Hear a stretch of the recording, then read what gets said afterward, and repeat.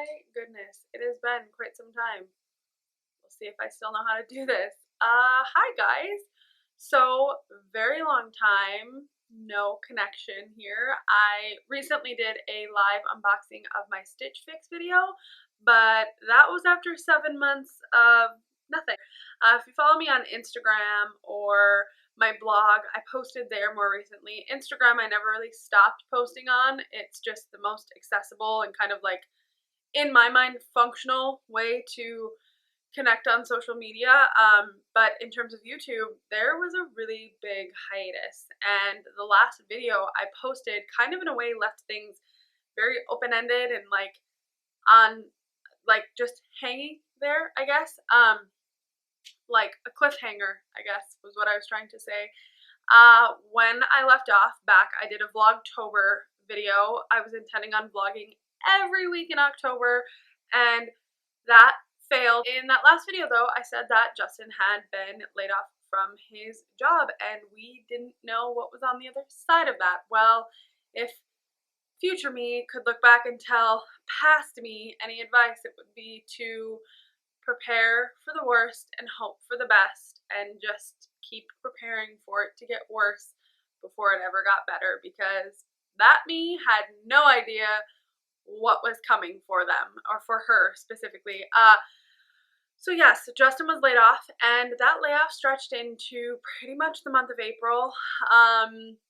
So a very long time. So this hiatus didn't really have to do with Justin not working. Like, it's not like I couldn't do this because he was home or anything like that, but the reality is by the end of October, beginning of November, we had realized how serious this was going to be and that something had to change. Now, Justin, you guys might be like, well, he got laid off from his job, so what? Why didn't he just go get another one?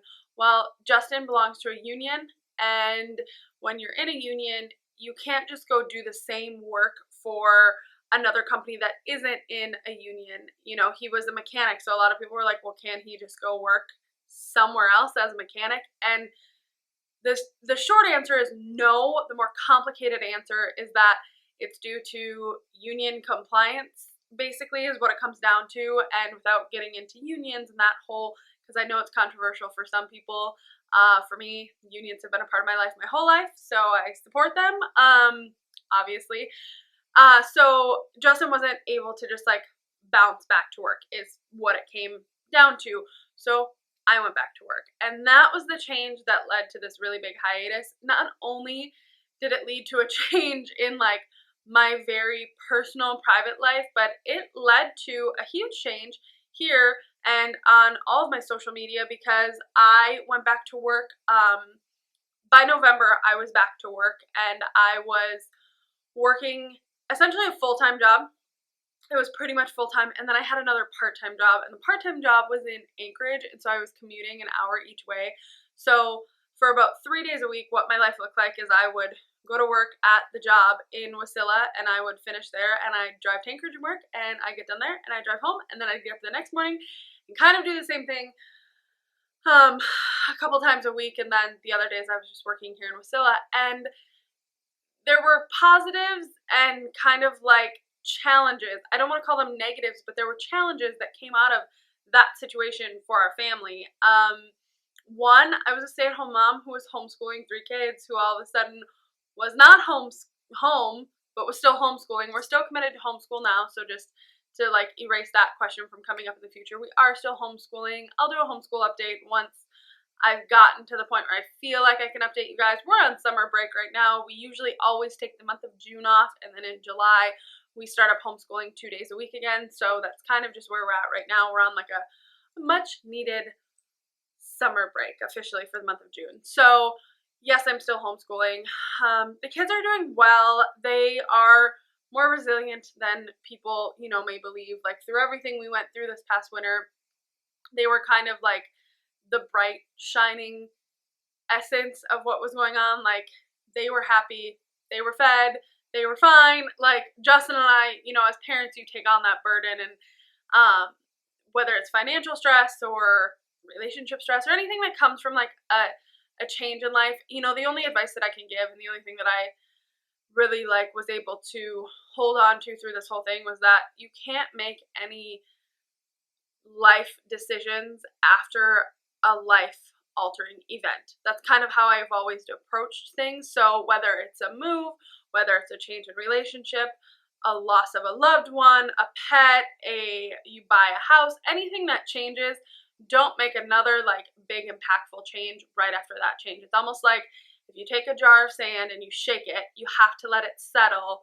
before you can shake it up again. So nothing has really changed other than Justin is now back to work. So if you fast forward to now, Justin is now back to work. I'm still working, and that's going to continue. We plan to have me continue working, and a part of that is because like I really like the job that I have. It kind of like combines all of these things that I used to like doing, but simplifies it, and the hours are good, and the pay is decent enough, and it's just like the right mix of things until I find something else that like sparks something in me. This works for now. I work close to home. I no longer work the job in Anchorage. It was a seasonal job. So yeah, that's like the quickest way, the short version of all of those things. There was a lot of ups and downs. There was a lot of like stress, as you can imagine, for any of you who have gone through someone you know being laid off, whether it was like a parent or your spouse or your best friend, or like just going through that. You have to like look at a lot of things. I did write a blog post where I kind of broke it down a little bit more, kind of talked more in depth about like what these last few months have put in perspective for me. So I'll link that below if you guys want to check that out. But that's the gist of it. Now I'm going to share like what in the world is the plan for this space here, because a 7-month hiatus isn't really like anyone's idea of being successful or productive on YouTube, and it's definitely not my idea of those things. So what does the future look like for this channel? Well, over the last few months I went through many thought processes where I just feel like I need to make a change here, but I don't know what the change is. And that was part of the reason I didn't upload too, is I was like, you know what, I don't really know. I don't feel inspired right now. I don't feel like I'm able to connect with people in a genuine way. I don't ever want to come here and be negative. I want to keep it genuine for you though, but I just didn't feel like I was in a position to sit down and be like, so Justin still doesn't have work and I'm struggling, and I don't know, maybe I should have, to like look back. These weren't months I ever want to really look back on, other than to say, holy shit, we made it through. I do have some footage from last year, all the way back in 2016, that I want to share with you guys. There were a couple of really cool field trips that we took, well, one that we took back in September to Kennecott, and I want to get that up. I also have all the footage from our Lake Louise trip last year, and I have footage from our last week in Manly, and it was footage that I like felt so inspired to shoot. I took the time to get different shots, to break it down. I used multiple cameras, and I've been editing it slowly, piece by piece, but there was something about editing that footage that I just couldn't get through over the last few months. Something about it, I just didn't feel connected to it. I felt like I was watching my life from above, and maybe it's because it was footage from the past, you know, lesson learned, edit sooner. But I also think it was just because I wasn't in a space where I felt like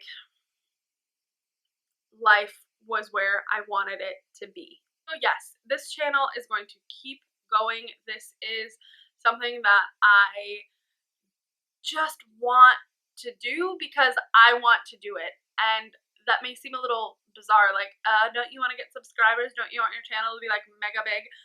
No, I really kind of don't. I like the cathartic value of just turning on my camera at, I don't know, 12:19 p.m. and just being able to put it out there. And if this helps you with something in your life, or you feel like you can process something a little bit easier because I sat down in front of my camera, that's what it is. And the other thing about this is I want to be able to make this channel more about who I am and what motherhood has been like for me, and what being a wife has been like for me, and what life in Alaska looks like for me. For a while there, and I think this was part of the reason that part of me struggled to edit that footage, is because I was wanting to make this more of a family channel. I wanted to vlog daily or weekly or do something, and the kids are always very, very enthusiastic about being in videos, and I really, really love that. However, they're at the very tender ages. The twins actually turned 10 in a day. Like, it's already Friday. They turned 10 on Saturday. And then Danielle will be 9 next month. And so they're at these ages where they're very enthusiastic to be on camera. However, they're at these ages where I want to protect their privacy and protect who they're becoming as people, because they're going to go through changes. They're going to go through adolescence, and not every moment of that needs to be documented. So I kind of wanted to rein that back. And the other thing with that is Justin is a really private person. Being this whole YouTube thing to him is so bonkers. He doesn't get it. And he's like, why would you want to spend your time doing something like this? And you might think that's because he's like negative and he doesn't support what I'm doing. No, he doesn't give a shit that I do it. He just doesn't want to have a camera shoved in his face. And that's his choice as much as it is my choice to sit down and make videos like this. So things are changing here. I haven't quite figured it out. I don't know that I ever 100% will, but I'm going to try. The other thing I want to end this video on is I want to share a couple of my favorites, and I want to update you guys on what I've been reading lately, because before this whole 7-month hiatus just everything, I was gearing up to do some more book-related videos for you guys, which I still plan on doing and want to do. So I just figured it would be fun to share with you guys what I've been reading over the last few months, because that is one thing that heavily increased. Because I was in a state of like being stressed and anxious and really just like, I felt very knotted up inside. And one of the ways that I've always my entire life been able to kind of like just relax is through reading and writing. And so I did a lot of that over the last few months. Go grab a few books that I've been reading recently, kind of just briefly let you guys know what I'm reading now, what I have read, and then share a couple favorites that like have been my favorites for the last few months, because I had to be extra frugal, so there wasn't a lot of time to try a whole lot of new stuff.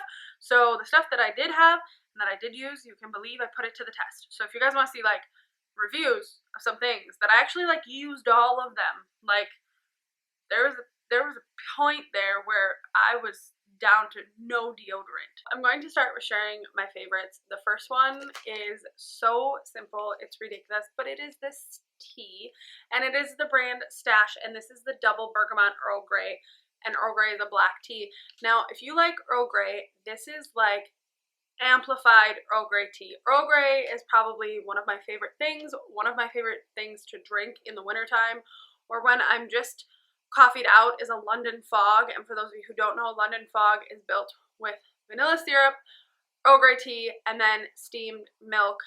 Some coffee shops put like lavender on the top, which I do really like. I've also had others put like a little bit of like sugar on the top, like, and then I don't know if they like crystallize it or what they do, but I've been to some coffee shops, some fancier coffee shops that do that, but a simple London Fog usually works for me quite well.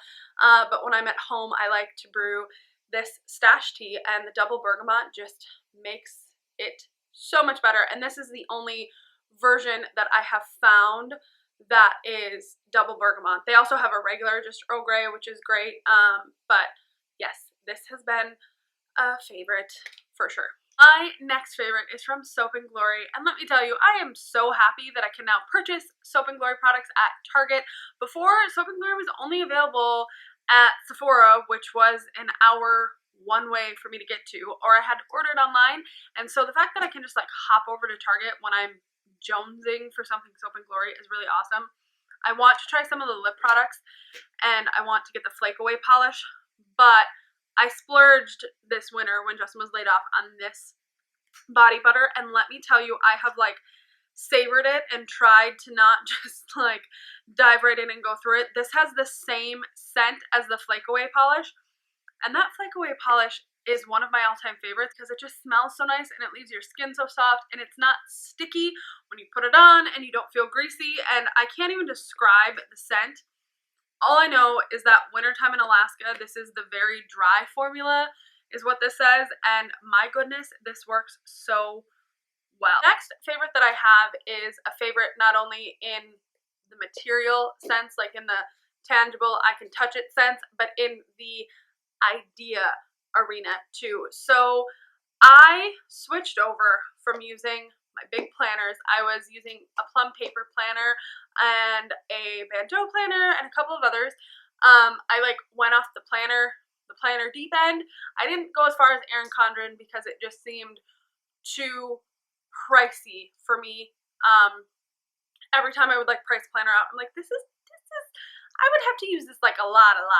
I love my plum paper planner. It just got to be a little bit too bulky, and I just needed something that was more functional and customizable for me. So I switched over to bullet journaling around, I want to say, end of December, beginning of January, and I've always been like, this concept of bullet journaling just made so much sense to me because I've always been a list person and like a doodly list person. Like, here's a box and I'm gonna check it off when it's done, not just like a dash, here's a list. So I switched over to bullet journaling. Now, I purchased this, of course, at Target. This is the brand Moleskine, and this was just, I believe this was I don't know if this is a sketchbook or what it is, but it's not a journal. I know that. It wasn't called a journal because I wanted something that didn't have lines. Some people, when they bullet journal, they like grid lines, regular lines, whatever works for you. That's the beauty about bullet journaling. But for me, I wanted something that was just blank. And so these pages are blank. They're also a little bit thicker than your normal paper, so you don't get things bleeding. Now, this is like my key for my bullet journal, right? If you guys ever want to see anything in here, let me know. Now, I'm going to cover this just because it has like some personal information in there. But this is like what April looked like a month view. And then for my weeks, I don't have any weeks in here that I can like show you guys because it all has personal information.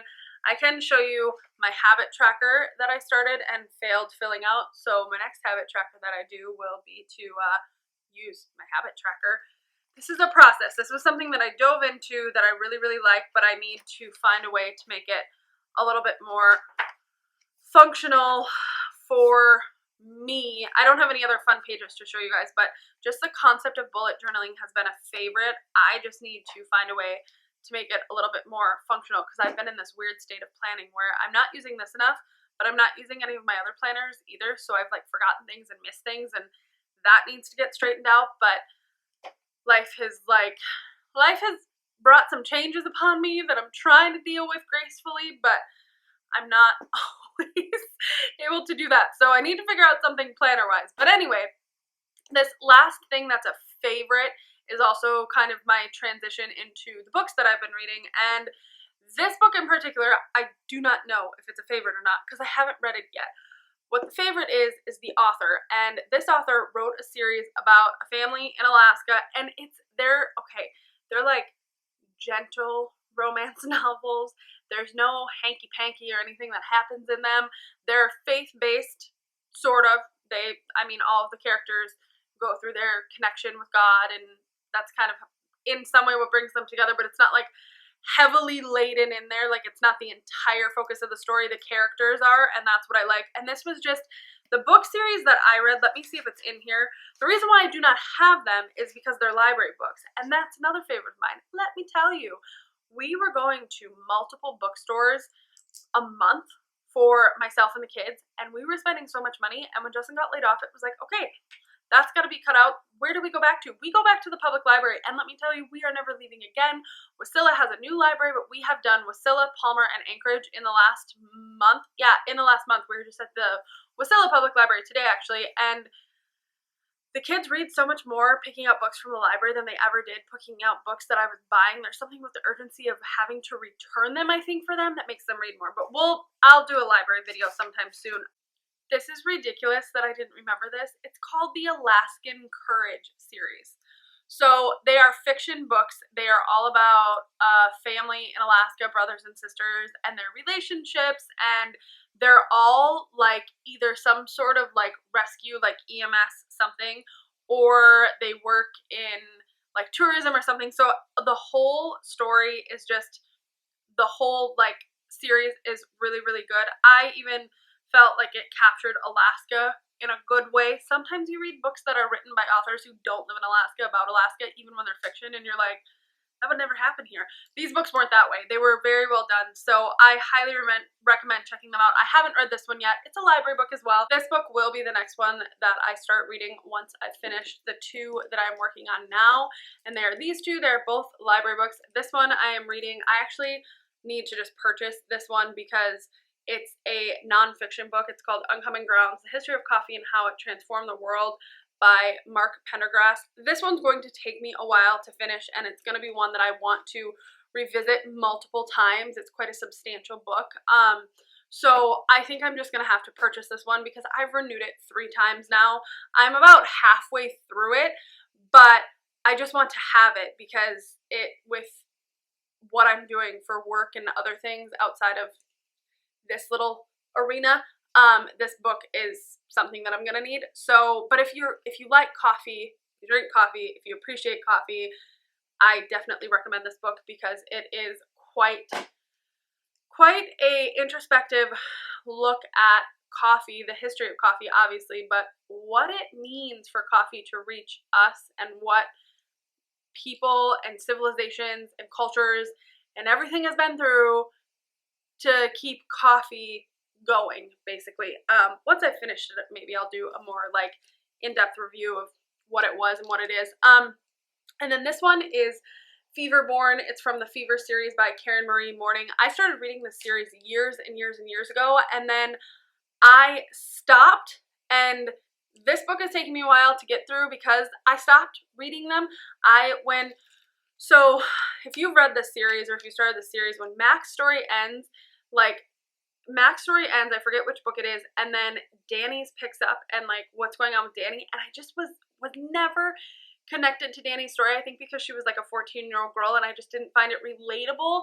But so I didn't read the books that were about her that came before Feverborn, and now like her story is kind of coming full circle in a way in this one. I've shared with you guys what I've been physically reading. I thought it would be fun to share with you what I've been listening to on Audible because I did have a little bit of a commute there for a while, an hour there and an hour back when I was commuting to Anchorage for work, so I utilized Audible quite a bit more than I had been.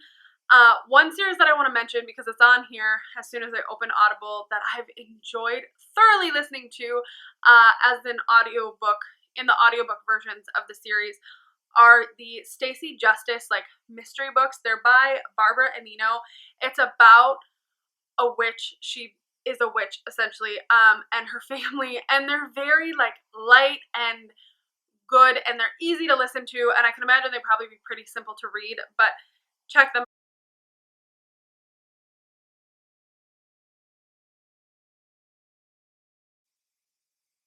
So there's a few on here that I've been listening to. One is Scrappy Little Nobody by Anna Kendrick. That one I listened to more fragmented. It is very good. The one that I want to do a full like sit down talk about video with and kind of share my perspective, but this book has helped me out in my life tremendously. I'm so thankful this individual wrote this book, and it is Furiously Happy by Jenny Lawson. I also have Leaders Eat Last by Simon Sinek. That one I'm listening to more for a work development thing. Recently I have downloaded Big Little Lies by Lane Moriarty. I did that because I want to watch the, I believe it's HBO series that Reese Witherspoon is in, but I want to listen to the book first, and I know I'm not going to read it, so I'm not 100% in love with it so far. I don't know if it's just slow to get started, so if you've listened to the audiobook or you've read the book, let me know. And the last one that I have very briefly listened to is The Gardener and the Carpenter by Alaskan. It's a parenting book. How parents and children actually. What the new science of child development tells us about the relationship between parents and children. I want to be better as a parent. I'll do a video about that sometime soon. So that's a book I'm listening to there. And then the kids have been listening to Story Thieves Book 1 by James Riley. Books that the kids listen to. I don't mind missing a chapter or two, you know, if I turn it on and I have to leave the room or go do something else. But this one is one we all listen to together in the car or at home. And so it's really, really good. They love it. And there's actually a whole series. So that makes me very excited. But before my battery does again, or my card tells me it's full again, because getting back into the swing of this filming thing, let me tell you, it's not the easiest when you've taken a long break. Shame on me for doing that. But I just wanted to thank you guys for sticking with me and watching this video. If you've made it all the way here, you are a champion and you are amazing, and I send a little bit of extra love to you. But I'm going to get going because it is late and I do have to work in the morning. So I will see you guys in my next video, and as always, lots of love from Alaska. Bye guys!